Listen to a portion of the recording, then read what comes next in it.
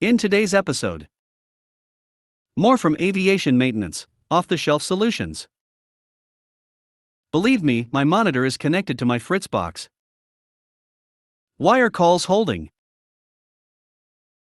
Before we get started, make sure to subscribe so you will never miss a video. So let's get started. More from aviation maintenance, off-the-shelf solutions. 14 months ago, a bid I had placed led me to the composites shop, and I stepped down from my leadership role for a much-needed break and refuge from being in front of everyone. From being stabbed in the back to being made the scapegoat, and then all the chaos, uncertainty, and awful management that came with a pandemic, all I wanted was a place to hide, to rest, to learn to enjoy work again. And for about 8 months, it worked. I was on third shift, sure, but I was learning to work with materials I'd never touched before, learning methods and concepts which I had little more than book knowledge of. It had been a creative and artistic experience, and even when I found myself in the sanding booth for up to 8 hours a day, I was loving every minute of it. I'd just put my noise-canceling Bluetooth headphones on, get suited up, and just go, listening to podcasts and music all night. I was left alone. It was amazing. Then one day, our manager approached me. He had a time-sensitive policy implementation project, and his leads had no bandwidth to take it on. The leads, however, knew me and my history, and offered me as a sacrifice. I could have said no. I probably should have said no. But he offered me day shift. And so I found myself once more having a cube in which to sit and work, a place to hang my Father's Day picture art for my kids, a computer to call mine. And I proceeded to take a hot mess of a project with extremely little support and zero planning and make it live in the 2-month deadline I was given, because that's what I do. I make things work. This story is not about that project, however. This is about the next project. Sandwiches. Composite materials are pretty cool in aviation and are truly the future. So many aircraft are being made of them or have major components of composite construction. From the 787 and A350, which are largely constructed of composites, to the aged A320, which has numerous composite components, to include the elevators, the industry is really pushing in that direction. Same in general aviation, the Cirrus and the Diamond are 2 examples of mostly composite construction. Essentially, a composite component is generally made from layer upon layer of glass or carbon fabric impregnated with resins to create a wide variety of shapes and structures. Sometimes thicker parts which require strength, but need to be lighter weight than a solid chunk of fabric and resin. A half-inch board made of straight fabric, while very strong, will be stupidly heavy, is instead made of sandwich construction. That is to say, you take a base of anywhere from 1 to 20 layers of fabric to make a skin, bonded to a paper/phenolic or metal, generally, honeycomb sheet, core, and then another 1 to 20 layers of fabric for another skin. The cells of the core sheet aren't always honeycomb-style hexagons, sometimes they look like shark scales or slightly rounded rectangles. It all depends on the shape and application. It can be anywhere from 1/8 to 8 inches thick too. The various shapes apply additional strength in different directions, dependent upon orientation and curvature. The sheets of this material are sometimes 2 by 4 feet, sometimes 4 by 4, and sometimes as large as 4 by 8. Our storage for this material were 4 by 4 drawers, which meant that to accommodate a 4 by 8 sheet you'd have to slice the sheet in half. This isn't a great solution, especially if you need a longer piece, but they'd lived with it since the 90s.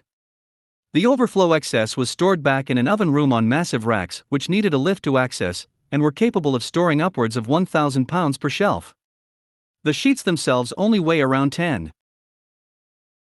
As the oven room is now going to be taken over by a new shop that's being moved up here from the mothership, we needed a new home for all of this. And my boss declared that those drawers, which he hates, had to go.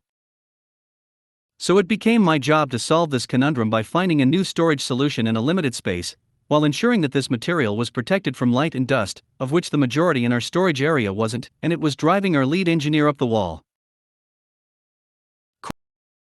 Core solutions. First things first, I sorted through the inventory. I knew I needed to determine what actually had to stay, and what was old, and what had deteriorated from water, dust, and UV exposure. I threw away a lot, crated up even more, and filled the half-empty rack in the oven room as a temporary solution to consolidate everything. Secondly, I had to get my hands on shelves. Our sister shop at the mothership had done a similar change a few months prior, so I reached out to them to find out where they'd gotten the storage shelves. Unfortunately, they had no idea. I took some measurements and found that I would need a non-standard size 55 inches by 110 inches and 6 feet tall, with a total of 8 shelves. My boss, all about saving money, suggested using some shelving we already owned, but I quickly determined we'd need to start cutting and welding them down to fit in the space he'd selected for storage. I still spent a fair bit of time trying to figure out how to make it all work, but I knew it was a losing proposition. Getting up, I went to our hangar support team with a napkin drawing in hand and asked them if they could make it to spec. We turned the drawing over to their CAD person, who worked up an actual construction drawing for them and labeled it Z's shitty composite shelves. Then they informed me it would cost $6,000/shelf to make. I needed 6, and they wouldn't be able to do it for months, maybe this summer. This wasn't going to work, so I started exploring the available shelving again. While complaining to my former lead, who was a victim of the same people who came for me years later, of my plight, he told me to just put in a tooling request with him, and he'd shop around on the outside as that was his job now. I sent him the plans, and he soon had a quote back of $1,000/unit delivery by end of February. I would have to paint them, and then supply and install the actual shelving itself, as this would only be a frame, but it would keep me busy. I turned my attention to the coverings, which I determined needed to be made of duck canvas. I got a sample and started practicing with the old industrial sewing machines we had stashed away from the long-past seat shop days, but I couldn't find a supplier of the canvas, and all the people who had made the canvas tooling covers we had all over the shop had retired in 2020. I spent about a week listening to Tex Talks Battletech and Star Trek from Courtesy Flush while trying to come up with a plan and figure out the machines. Dimensional Adventures. Mid-March, the shelving suddenly appeared in the shop, late because casters have been hard to get. I spent much of the next week in our paint booth spraying the shelves a nice cool dark blue. When I finished, it looked like I'd murdered a whole village of Smurfs in the booth.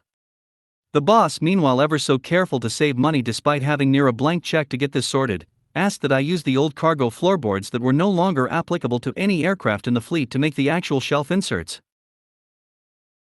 I spent a week cutting those and getting covered in fiberglass, but thanks to the odd size of the racks I had to use 2 4x8 sheets to get most of a shelf put together, plus additional material for the 13-inch gap in the middle. Please note, the floorboards are 1-2K each. It was during this process I discovered one minor mistake had been made in the construction drawing. When it was drawn up, the CAD designer had made the long legs of material 110-inch, and then the short legs 55.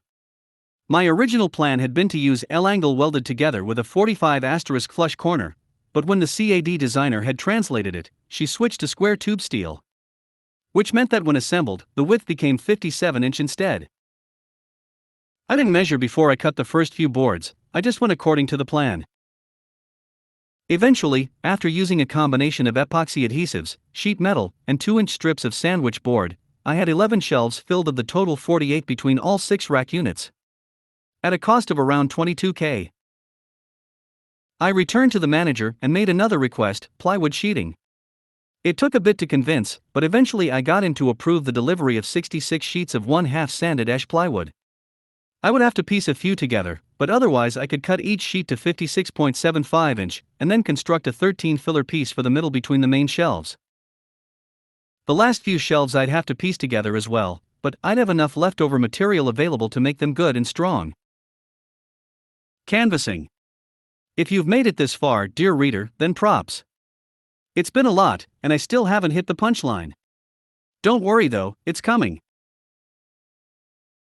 The guys who retired in 2020 just came back to the shop this week, and on Monday, I spoke to them and learned they'd gotten the canvas for the covers internally.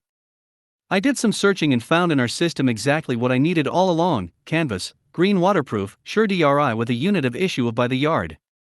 I ordered all 59 yards we had in stock and rejoiced. I still needed another 50 yards of material, so I asked my friend who hooked me up with the order for the racks to get me the other 50 from the supplier I was told would have the rest of the fabric. On Tuesday I walked in all smiles, knowing I was nearing the completion of this mess. The fabric would have been flown up overnight so I could get to work right away. I saw 2 boxes by our parts receiving table, but oddly enough, I didn't see any rolls of fabric. No, in fact, I had not gotten any rolls.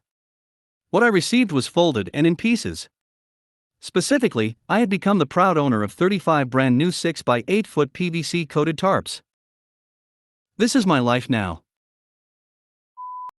Believe me, my monitor is connected to my Fritzbox. Got a special case today. English is not my first language, but I will do my best. I was requested to call a customer because his notebook won't boot anymore. This can have multiple reasons, but I kinda already knew what it was. Sometimes, when a notebook enters sleep mode, the user has a hard time waking it up again. This gets even wilder when the notebook gets stuck at a certain process and then enters sleep mode, because waking it up will just end up at the stuck situation again. Also, it is an HP notebook, and I had a few cases in the past where it just won't boot.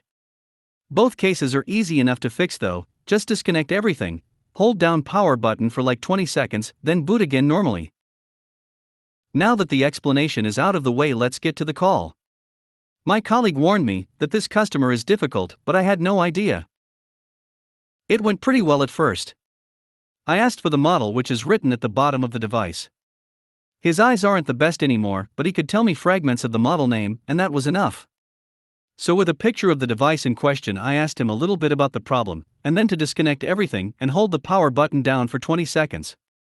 This went perfectly and the PC was booting again. He then told me that his external monitor wasn't showing anything. Now this is where the fun begins. I first asked him to check the direct connection between his laptop and the monitor. That seemed to be okay. I then asked him to press the power button of the monitor. After a quick explanation where that said button is located, he told me that nothing happens. I then asked where the power cord of the monitor is leading to. He told me it was connected to his Fritzbox. Now I knew that was certainly not the case, but after a few retries and different phrasing of my questions, we were still stuck. So I told him to log into his laptop. Maybe I can use the camera to check the situation. After explaining to him how to bypass the Windows 10 screensaver to get to the login and telling him how to confirm the entered password, took a while until he found the enter key. The laptop returned wrong password. I then checked the documentation for further infos about this customer. Normally we don't have private customers, so I was not sure if there was any documentation at all, but lucky me found the ID for the Remto access. I connected to his device, entered the password for him. It was his last name, and he misspelled it. Age really does a number on you, and checked the connectivity to the monitor. Monitor showed up, but no signal. That just confirmed that it wasn't powered. I then noticed that the notebook wasn't powered either, so I tried to get him to follow the power cord of the notebook. That went smooth after I showed him a picture of it in his browser. The cord led to a multi-socket with a rocker switch. I asked him to press the switch twice and check the power icon of the laptop. Nothing changed. So I asked him to follow the power cord of the multi-socket, and behold, it was connected to itself. After getting him to plug it into a wall socket, everything worked fine. I feel really sorry for customers like this. They aren't stupid or something, just old and unfamiliar with technology. On that note, look after your parents/grandparents. I know that is almost always a chore, but don't underestimate them. My friends told me how they teach their grandparents to use a smartphone, WhatsApp, etc., and since then they are using it just as good as any other person. Hopefully you enjoyed the read. I take cases like this with a smile, and the heart-filled thank you at the end makes it all worthwhile. Why are calls holding? This was a first for me for sure. Got a ticket about calls not transferring to available agents, and just sitting in the queue. Lots of screenshots show that there are around 9 agents currently set as available. Yet calls have been in the queue for 5+ minutes. Did not make any sense. I am fairly new at this job, so I had a coworker jump into the call with me to investigate. Did not make much sense to him either. The abandonment rate for this queue is around 70% or so. Starting looking into the call flow and routing profiles. Then I discovered that the main routing profile has a delay of 600 seconds, 10 minutes on it, which effectively holds the call for 10 minutes before it will transfer the call to an available agent. After discovering this, let my coworker know, and they also thought it was strange. We were not fully sure if this was indeed causing the issue. So test it. I removed the delay for one queue and saved it. Right after saving, all those calls went to agents. Put it back to 600 seconds and let the user know what we had found. He advised me not to change it, and he will reach out to me the next day with confirmation if it needs to be removed or not. He messaged me back and did not want the delay removed. They also have a front-end message enabled that states this upon calling in. Please be advised that IT support is now offered through the virtual agent, which can be accessed from the virtual agent icon located on your desktop or from the IT service catalog. For faster support, please use the virtual agent as we are currently experiencing long wait times.